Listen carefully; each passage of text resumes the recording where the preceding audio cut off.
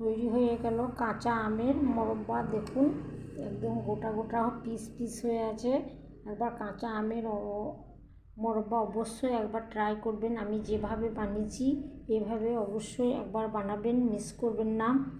আপনারা মোরব্বা তো অনেক রকম খেয়েছেন, অবশ্যই একবার এভাবে বানিয়ে খেয়ে দেখুন কেমন লাগে, আর আমাকে কমেন্টে জানান। দেখুন বন্ধুরা কত সুন্দর পিস পিস হয়ে আছে, ছোট থেকে বড় সবাই খুবই পছন্দ করবে। আজকের মতো আসি, আল্লাহ হাফিজ। আসসালামু আলাইকুম, রূপার রান্নাঘরে সবাইকে জানাই স্বাগত। আপনারা সবাই কেমন আছেন? আলহামদুলিল্লাহ আমি খুবই ভালো আছি। এখানে আমি 2 কিলো আম নিয়েছি। একটা আমকে ফেলে 4 পিস করেছি। ফ্রেশ বড় বড় আম নিয়েছি। আম কেটে ভালো করে ধুয়ে পরিষ্কার করে আমি জল ঝরিয়ে নিয়েছি। এবার আমি চলে যাচ্ছি মূল রান্নায়। কড়াই বসিয়ে দিয়েছি। কড়াইয়ের মধ্যে দিয়ে দিচ্ছি পরিমাণ মতো চিনি, দিয়ে দিচ্ছি জল,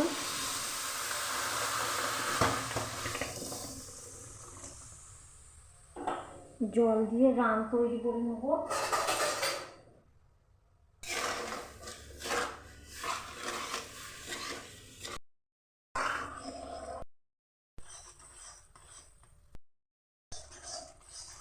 এবার আমি বাটির মধ্যে একটু জল নিয়েছি, জলের মধ্যে আমি রান দিয়ে দিচ্ছি।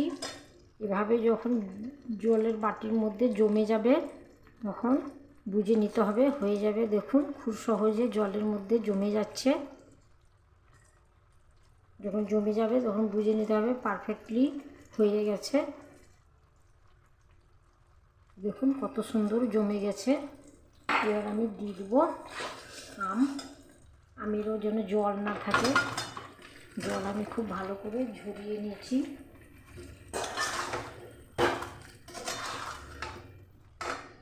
দিয়ে দিচ্ছি লবণ। এখানে আমি দিয়ে দিচ্ছি কয়েকটা গোটা লঙ্কা শুকনো, দিয়ে দিচ্ছি এলাচ আর দারচিনি, ফ্লেভারটা খুব ভালো আসবে সেই জন্য।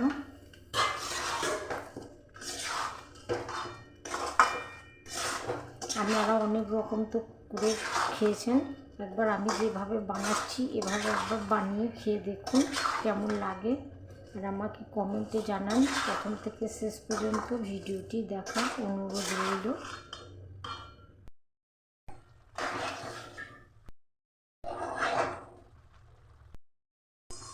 এভাবে হালকা হাতে করে আমি একবার করে নাড়িয়ে দেবো। দেখুন আগে থেকে কত জল বেরিয়েছে।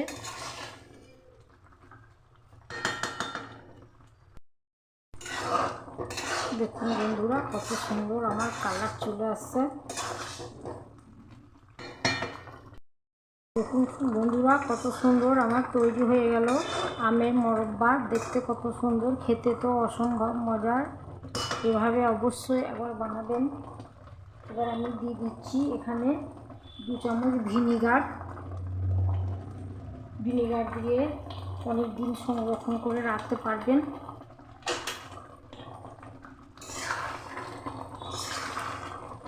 ভিনিগার দিয়ে একটু ভালো করে আমি নাড়িয়ে নিচ্ছি, আর আমি মারবো না, রসটা টেনে যাবে এবার ভেতরে। আমি গ্যাসটা অফ করে ঠান্ডা করে নেব।